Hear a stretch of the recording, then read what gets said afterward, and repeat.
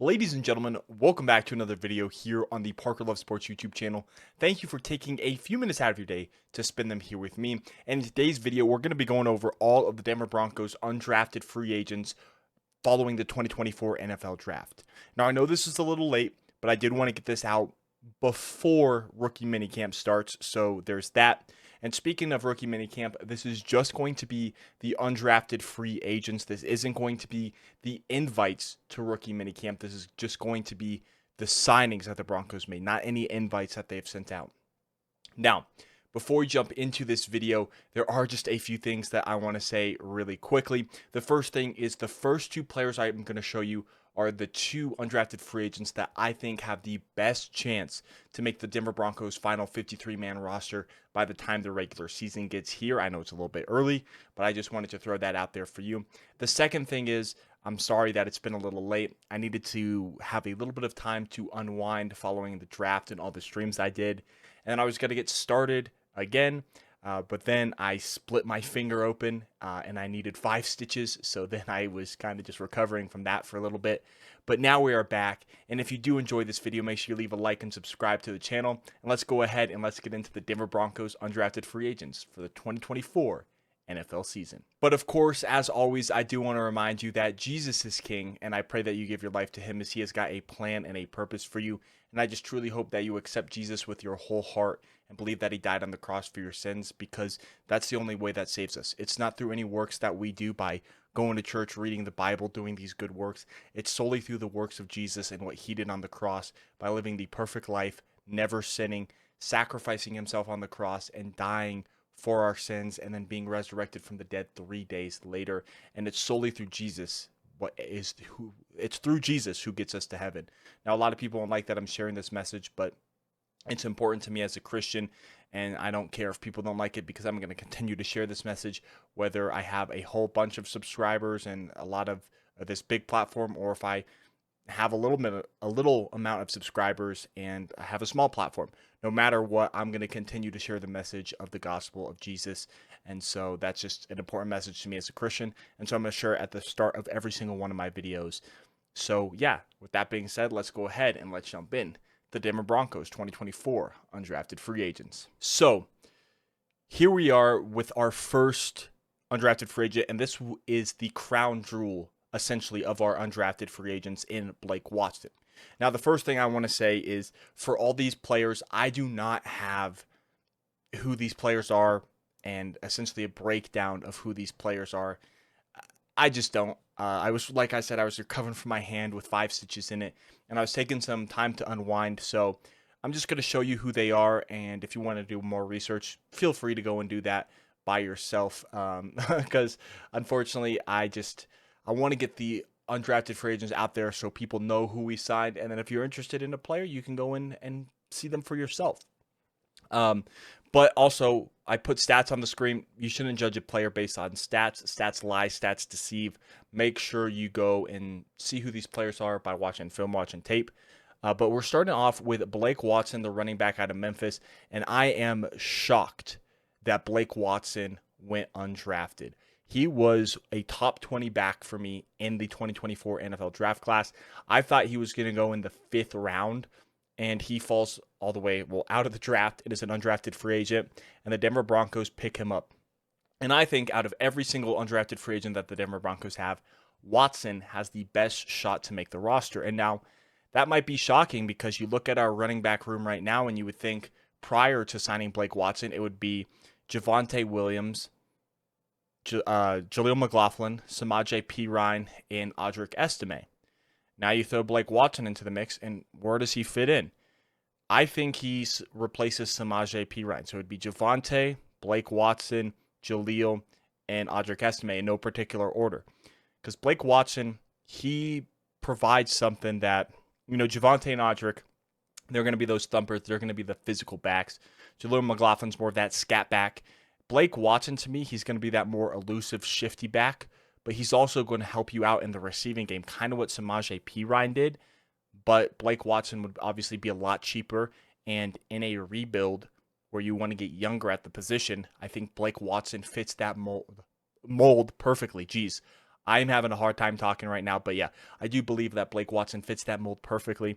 You can see his stats: 24 games, 350 attempts, 2,070 yards, 5.9 average yards per carry, and 19 touchdowns in his college career at Memphis. Next up, for the second best, I think the second best odds of an undrafted free agent making the roster, and that is going to be Frank Crumb, the offensive tackle out of Wyoming.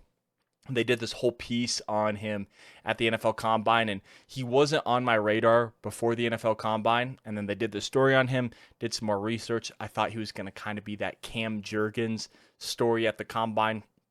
Ended up not obviously being that, going undrafted. But Frank Crumb is a very tall offensive lineman. And the Denver Broncos, we love these tall offensive linemen. He is 6'7", 315 pounds. He's from Laramie, Wyoming.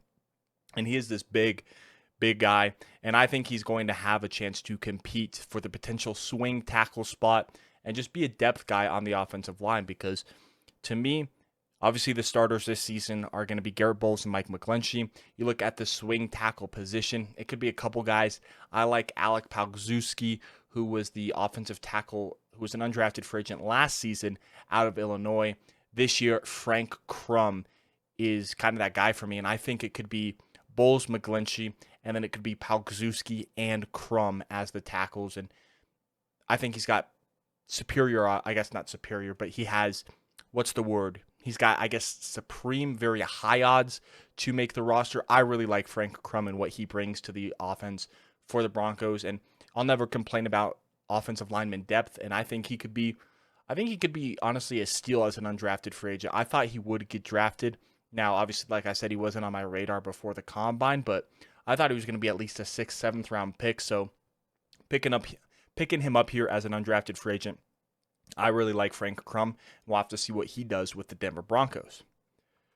All right, so picking up the pace here, because like I said, I don't know a whole bunch about these guys here, the rest of the undrafted free agents outside of Blake Watson and Frank Crumb. But here's Omar Brown, a safety from Nebraska, one of two Nebraska defensive backs that we decided to bring in. Omar Brown, of course, a safety, 23 games, 56 tackles, 3 passes defended, and 1 interception.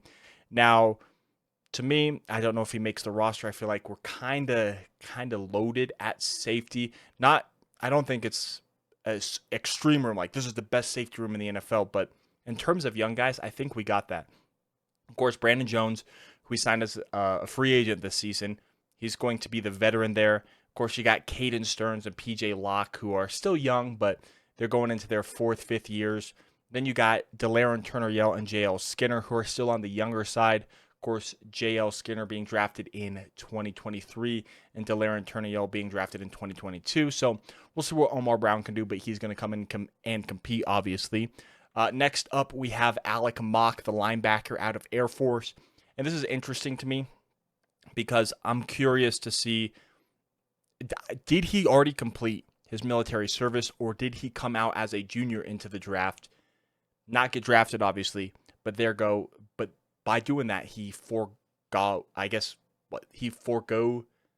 don't know how to say that with the proper grammar, but essentially foregoing his senior, or not his senior, but foregoing his military service.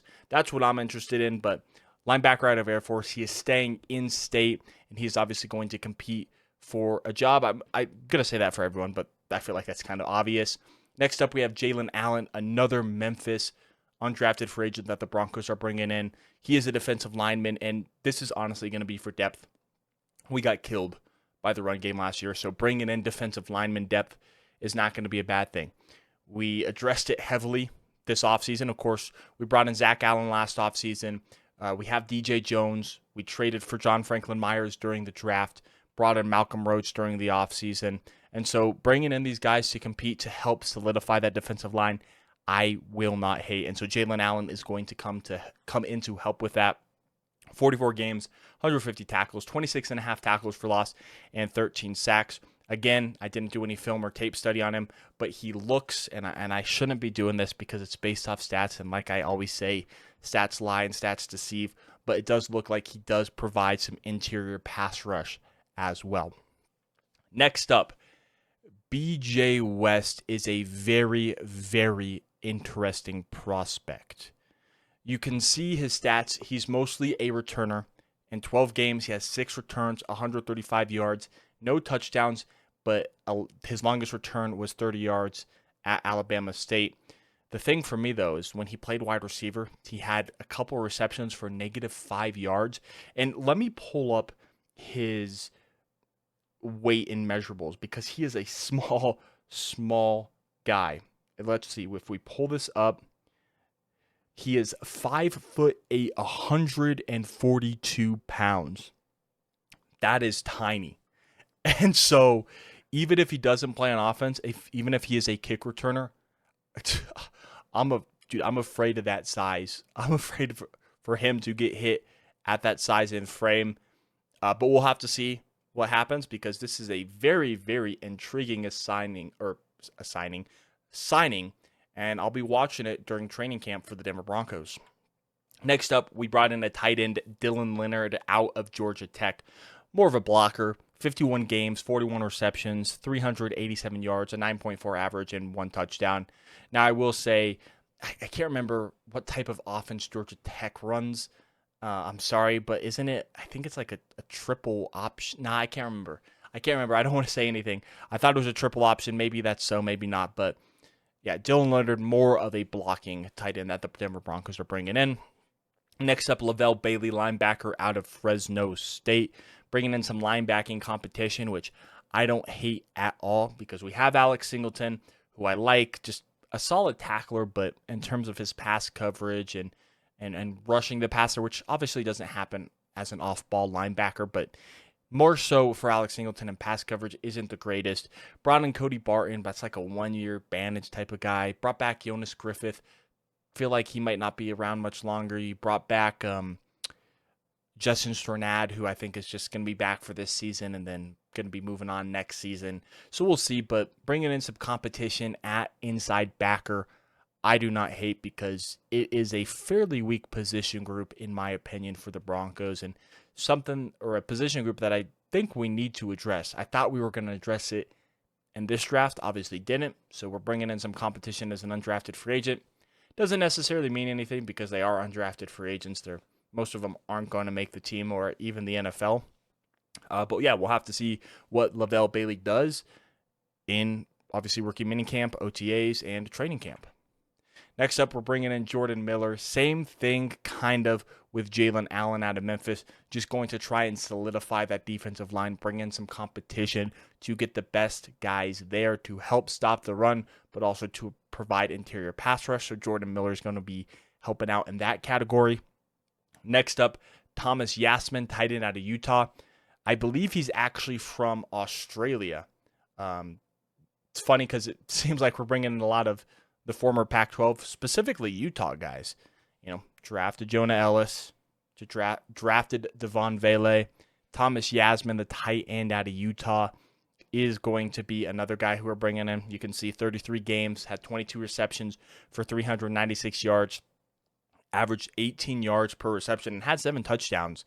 But yeah, it's interesting. We're bringing in a bunch of tight ends. Will any of them compete? Yeah, probably. I think that, in my opinion, I would assume that Dulcich and Troutman would be the 2 locks because Dulcich is a great receiving threat when he stays on the field. Troutman, kind of that balanced hybrid guys.